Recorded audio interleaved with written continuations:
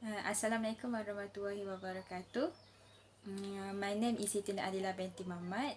I'm from BA2493C. So today our group will be present about the objective of Maqasid Syariah. My name is Nayli Nasuha binti SHARIFUL BHARI. My name is SHAFIKAH binti A.RAHMAN. My name is ARISYA FARISAH binti ROSLAN. The word Maqasid is the plural form of the word maqsad and has the meanings of holding, reason, target, strictness, justice, and moderation. In another way, this term refers to the definition of objective, which is based on actual claims or information, while Syariah, which derived from the Arabic word shara, means to begin a task, explain, and show the way. It is the complete collections of revelation that Allah Subhanahu Wa Taala made to humanity through the Prophet Muhammad Sallallahu Alaihi Wasallam. According to usul fiqh scholars, Maqasid Syariah is generally the meaning and objective demand by Syariah in making a law to ensure the benefit of people. Maqasid Syariah has its own significance in assessing something in order to ensure the benefits and disqualify the weakness. The consideration that becomes the measuring stick must be based on the values of the Quran and the Sunnah, which are the basis to ensure that it is within the framework of Syariah. So today I'm going to present about the protection of a religion, also known as adil. So Maqasid al-Sharia is an important part of Islam as it teaches what is a good, what is a bad, to do a good and to prevent bad deeds. So, and to reason everything we're doing in our daily life, so such as send a push, is the basis of the theory of a Maqasid. So the most crucial idea that Muslims must defend is adil. So every Muslim has a duty to defend his adil all the time. So the concept of adil includes two dimensions, which are the dimension al-wujud, which mean positive, and al-adam, which means negative. So in general, method kuliahs that entails determine the requirements and religious law that apply to human existence. So the protection of religion at a personal level is achieved through the observance and as the sanctioning of iman, which means a belief. So of the different kind of ibadah, such as performing 5 praying, fasting, haji, zakat or sedekah.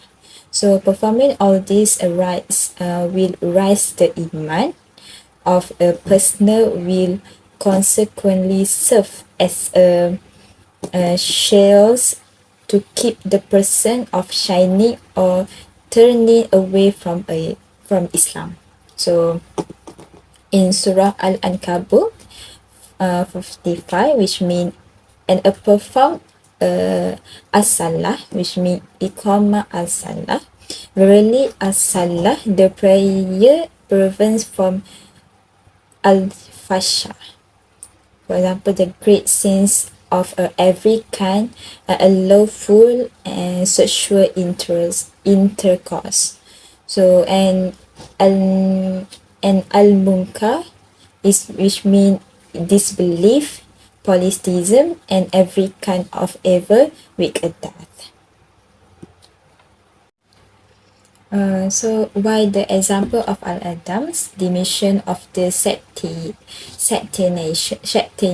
of wudu for people who renounce Islam, and the punishment of ta'zir, people who separate deviant and wrong teachings. So in addition, the protection of a religion at the wider scope includes defending Islamic faith, particularly if it is attacked by enemies of Islam.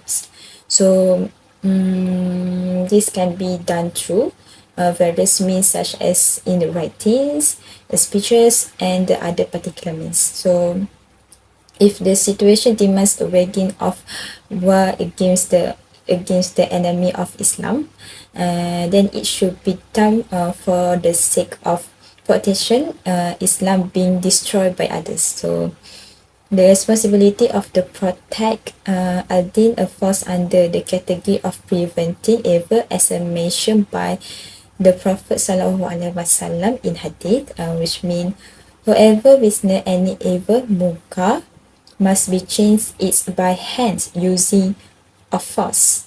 If his is unable have no power to do so, then he has to change the evil by his stance, which means speaking. If he is unable to do so, then he has to hate the evil in her heart, and that is the lesser degree of faith. So this is about if the deen is not protected, it will definitely lead to evil, and preventing it is a required in this situation. The protection of life, also known as al-nafs. Nafs is a noun that denotes soul, life, and person. It derives from the verb bi nafusa, which means precious, valuable, and priceless. When we consider these meanings collectively, we can better understand how Islam views life and why protecting it is so crucial. One of the most valuable things that all of us as humans share is our life, which is why it is regarded as essential. Saving one life is equivalent to saving the entire human race. Life is a gift from Allah to people, so it should be clear that it is sacred. The fact that humans were made out of dust and then scattered is one of the wonders of the universe. The value placed on a human life by the Syariah is such that Allah Himself declared in the Quran that to kill one person is to kill all of humanity, and to preserve one life is to save the life of all humans. In Surah Al-Ma'idah stated that the most severe punishments are prescribed by Sharia for murder, both in this life and the next. Additionally, it is forbidden to hurt others physically. It grants individuals the freedom to travel, think, and communicate freely and responsibly. It also urges them to live honorably. Sharia is meant to safeguard and preserve both the body and the human soul or life. Islam has made it mandatory for everyone to look out for their personal safety, while also prohibitive behavior that would endanger their own life or the lives of others. This requires one to protect his life and the life of others in accordance with God's word. It also explains the importance of each person to protect life. For example, the issue of safety should be given top importance within the context of the company. This includes the necessity to promote safety at work or in a particular profession, avoid any behavior that put human life in danger or pose a threat to it. So in the Quran was mentioned that Allah Subhanahu wa Taala prohibits intoxications if it's unlawful, but allow them if it's for lawful use. So in Surah Al-Ma'idah 16, which means, O believers, intoxications, gambling, idols, and drawing lots for decisions are all ever of Satan's handiwork. So shun them so you may be successful. In this surah, this means to why the intoxications are prohibited, and it is to protect mankind from doing all the evil when they are not in the right states of mind. So taking into sentence could be not only death away from God, but all the ourselves. So all the oneself. So this means that when an individual does not take an intoxicant, he or she can think wisely whenever he or she makes a decision, or has been in logical thinking state. Now let's look at the protection of lineage or dignity. Dignity promotes good ethics and values guided by the Quran and Sunnah. Islam is a religion that aims to ascertain, uplift and sustain the honor and dignity of man. The ultimate objective of the Islamic message is the preservation of a believer and his honor and dignity. Dignity is one of the essential things in the life of a person. Islam is very concerned about the dignity of a person and emphasizes the importance of protecting dignity. Islam promotes this protection, including individual rights to privacy and not exposing or accusing others of misbehaviors. Another protection of dignity or lineage is to protect relationship between man and woman and ensure that the relationship between man and woman are done in a respectful way and responsible way. Islam restricted a relationship between man and women in a way to protect their dignity. In Surah Al-Isra verse 32, Allah stated, which means, do not approach unlawful sexual intercourse. Indeed, it is evil as immorality and is evil as a way. To protect dignity, Islam strongly recommends people to get married. Islam also forbids any sexual relation before marriage. An unmarried man and woman shall not be around with an unknown person, which is non-mahram, and there should not be unnecessary contact among the two sexes. Islam restricted the relationship by preferring its believer to enter into a marriage to prevent themselves from evil deeds and protect their dignity. It has been reported that the Prophet ﷺ has said in a hadith, which means, O youth, those of you who have the means to get married shall do it, as it is better to protect your eyes and your desire. As for those who are unable to do so, he shall fast, and it is a protection for you. From both of the evidence, we can see that Islam emphasizes the protection of dignity as it determines the purity and sanity of the offspring. As we all know, Islam generally improved the status of women compared to earlier Arab cultures. Therefore, Islam forbids the misuse of women, of making women as sexual and commercial objects. In order to ensure the dignity of women is protected, Allah Subhanahu wa Ta'ala commands women to cover their awrat based on the guidelines that have been stated in Quran and Sunnah. Protection is the state or condition of being protected from harm, damage, or loss. Protection of property signifies the safeguarding of an individual's possessions. Property protection guarantees the right to peaceful use of one's belongings. This demands the state to abstain from interfering with the rights with respect to property, depriving an individual of their possessions, or imposing control over an individual's ownership. Islam has ordered that no one should transgress and acquire the property of others without legitimate reasons and proper contract.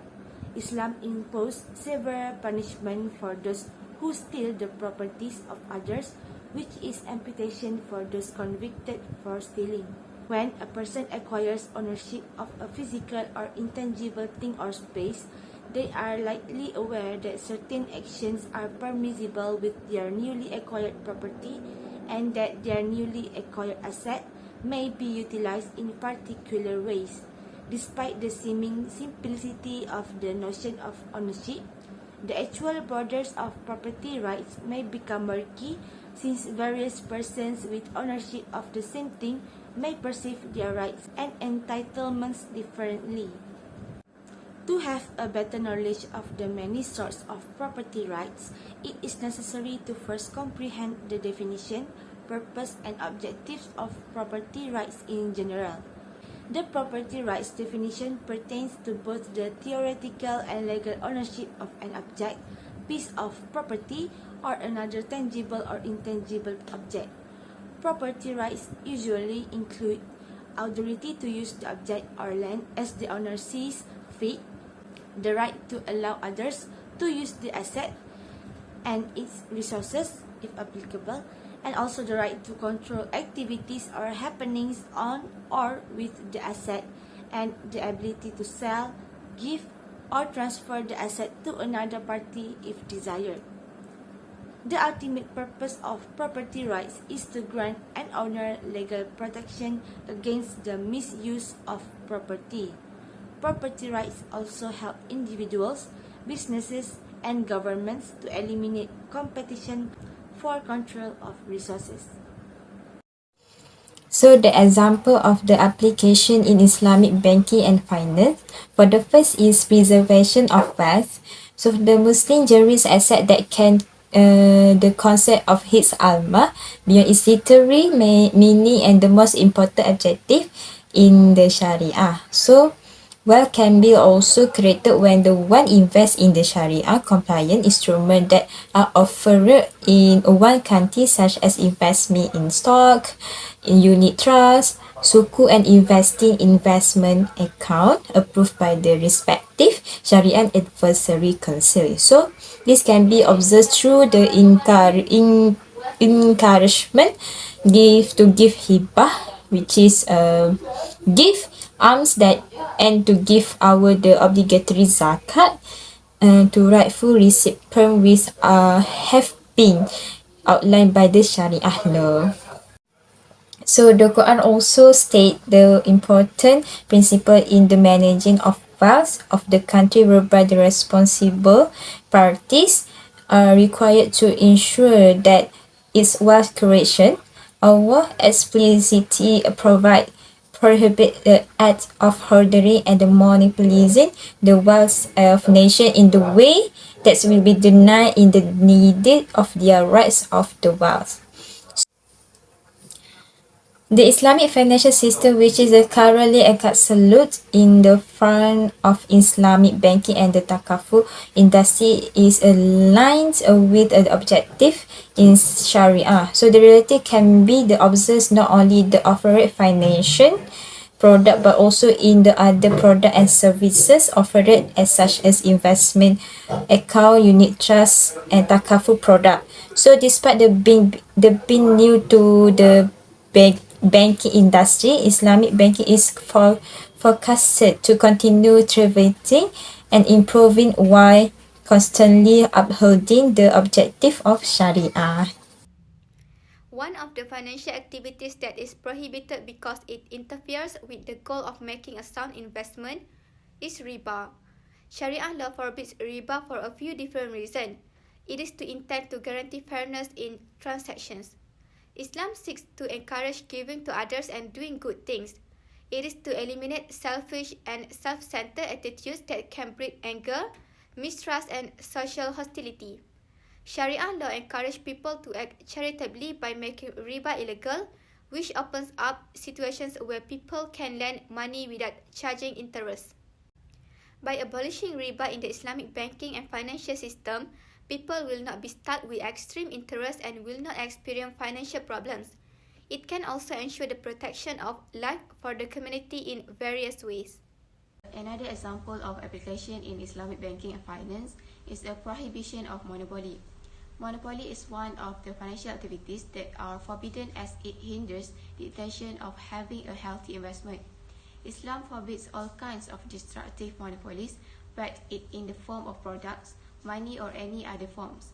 All monopoly is deemed as illegal if it affects the people in a negative manner, as having monopoly instigates other human vices, including greed, parsimony, and selfishness. Monopoly is regarded as a form of vice as it reduces economic freedom and it hinders the capability of investors to be freely involved in trade and industry. Since only a few monopolies rule in the economic area, they stop others from having a healthy engagement in business activities, and the monopolies tend to control the dealers and the markets involved.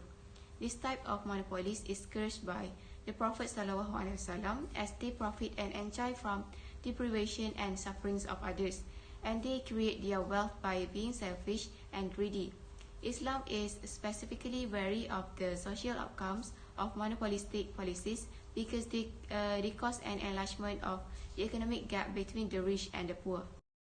The Fifth Amendment protects the right to private property in two ways.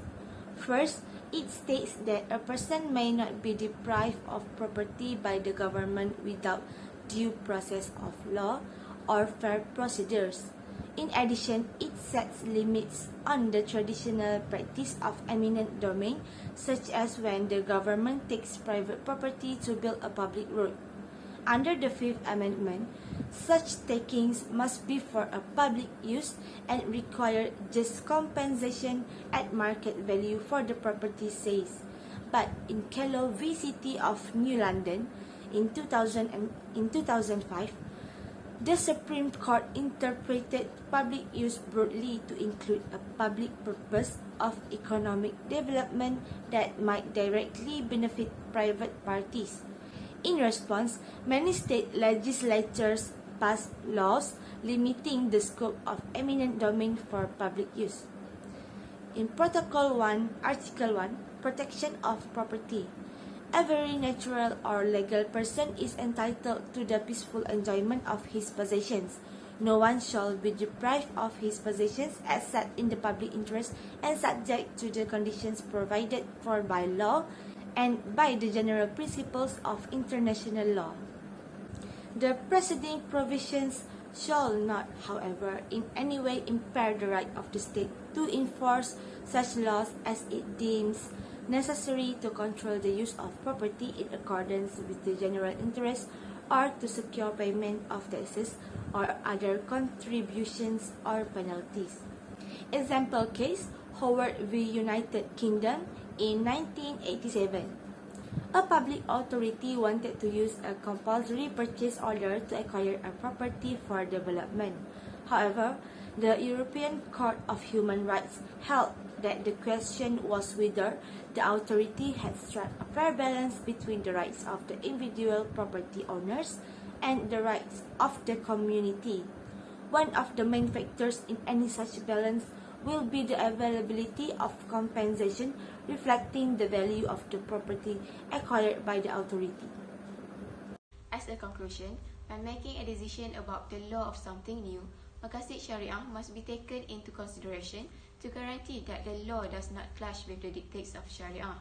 The application of Syariah Maqasid is required for formulating national policies and policies in all fields and sectors. It is not just used to determine the legal outcome for current difficulties and problems. The government must consider components of Sharia compliance in the purchase of national property, investment, management and expenses in order to promote the national economy. The directive and prohibitions, halal and haram, and Maqasid Syariah principles of Islamic economics and finance are meant to safeguard the interests of people in this world and the hereafter. That's all from us. Thank you.